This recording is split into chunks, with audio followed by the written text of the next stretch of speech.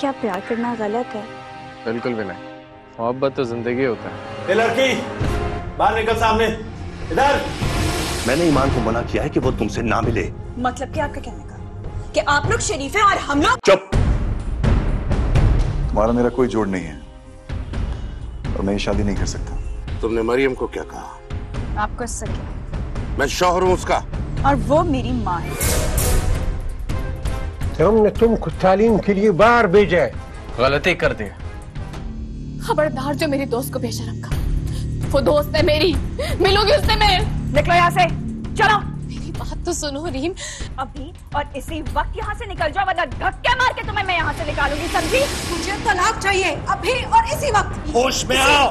शर्जील कहाँ जा रहे हैं आप? शर्जील प्लीज।